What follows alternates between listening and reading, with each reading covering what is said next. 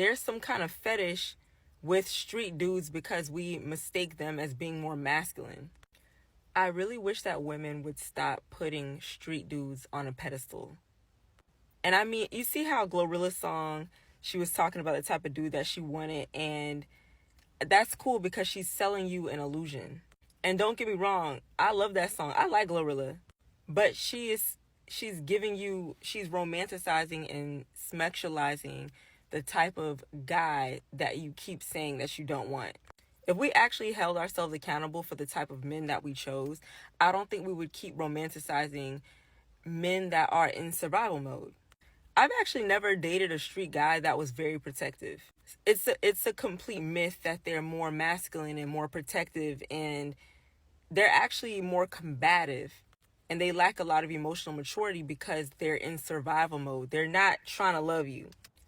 But see, you know why this is going to be a difficult conversation for us to have, and maybe I'll include this on after hours, is because it would then force people to take accountability for the type of guys that they had children with.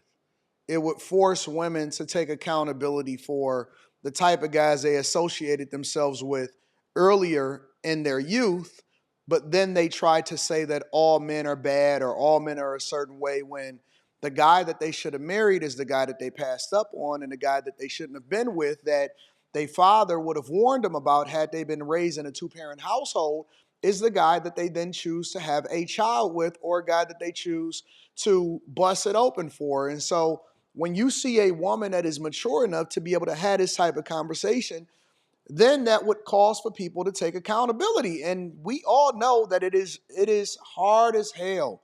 The most difficult thing that you'll ever be able to do or accomplish, if you're able to accomplish it one day, is to force a woman to take accountability. If you say, hey, you chose a man that you chose to have children with, and you knew he wasn't shit, and you knew he was going to be trash, and you knew he was going to be beating on you, and you know what it is because he's not any different than when it is that you decided to have children with him, and he never married you and all of this stuff, and he already had baby mamas, then you're going to say, well, why don't you hold them accountable? And then you'll tell them, and you say, hey, well, listen, you can get 99.9% of all men in line, and then that 0.1% can populate the majority of women, and then you still can't necessarily hold women accountable. And if you have to solve for a problem, then you usually solve for the majority, not the minority. And if more men don't have children out of wedlock, then more women having children out of wedlock by a small minority of men, then who should you solve for? And they'll never take that accountability because they are obsessed with hood street dudes. And that's just the truth. The truth is that you cannot convince a person, a woman, that bad boys are not good for them. There are people that could say some of the wildest, do some of the wildest, have all of the baby mamas all over the place, and it's not going to stop a woman from busting it open for a real one, all because she is, like this woman said, fetishizing a man that should not be in her purview in the first place. It's in the movies, it's in the music, it's in the culture, it's on social media, and you just cannot convince people that they need to do the thing that is best for them. You can have a woman like this say it, and they will call her a pygmy. You can have different women that come on these platforms. We can do 1,000 review videos, and they can say, hey, listen, I'm a single baby mama, and I've had problems with different men in my life because my mama chose a street dude. I chose a street dude. My grandma chose a street dude.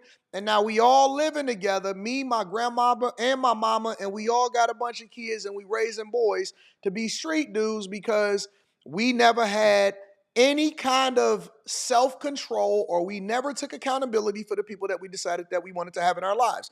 And yes, we can blame it on a lot of things, and there are contributing factors outside of whether or not you just make the decision, especially if you're younger. But man, I'm telling you, bro, even when we was in high school, I remember street dudes that should have never been messing with these chicks in the first place. And even though it is not their fault per se, I think, and I know for a fact that there are women, these young chicks that always said that I wanted to talk to an older guy that got pregnant by him and now is fat and looking crazy now.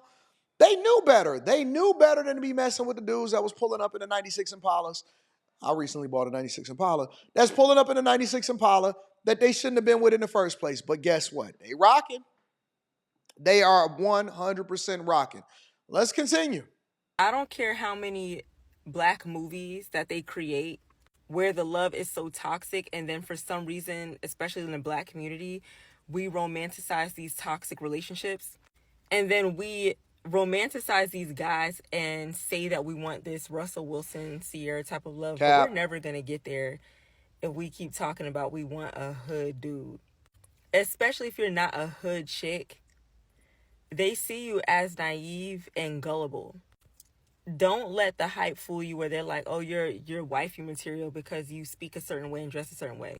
The only difference is that hood chicks know exactly what type of time a street dude is on. There is nothing that you'll understand about a person that can analyze, observe you, and know how to get what they want from you, because where they're from, there's less resources. Their survival mode makes you navigate differently through life. And I know this because I've experienced this. If you don't come from struggle, the way you view the world in relationships are just different. So if you're from the suburbs and people, and, you speak a certain way, you have a certain disposition and demeanor, trust me, you do not align with no street dude, and they see you as silly. And Don't no chick align with a dude that's gonna put them through some shit. That's gonna absolutely ruin your life. If a dude, listen, when she say a street dude, and let's be clear, nerds is up, nerds is winning. You could call nerds whatever you want to say. You can say negativity about them, but those are the standard bearers of society, not even just black culture, of society.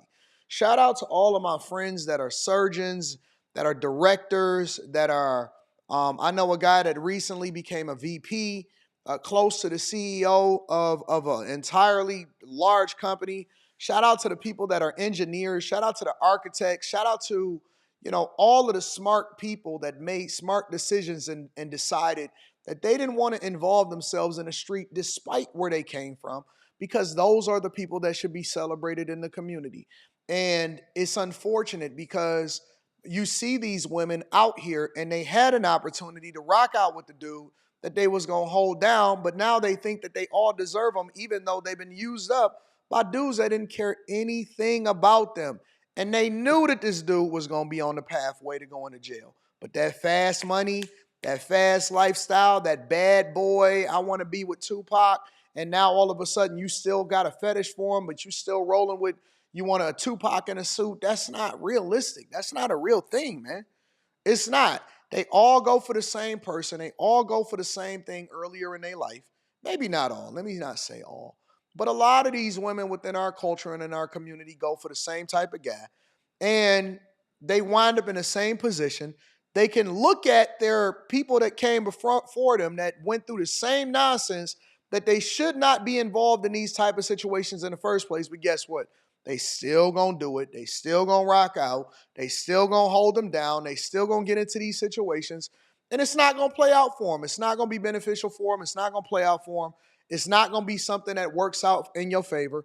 You will become a baby mama. You will have trauma. You will get beat on. You are going to possibly go to jail. I did an interview of a chick that wound up going to jail for a dude that had a bunch of stuff in his car and he blamed it on her. And it's going to be bad for you. And so if that's the type of life that you want to suffer through in order to try to have a testimony, then you go ahead and do that. But if you actually want to have a strong family household, you're going to have to make better decisions and distance yourself. Even if you're not from the suburbs, if you are from the hood, you still can be a good girl. So I don't know. Let me know what y'all think inside of the comments. I always like to link back to the content creator in the description. I give credit where credit is due. I love y'all. I appreciate y'all. I'm going to holler at y'all later. Peace.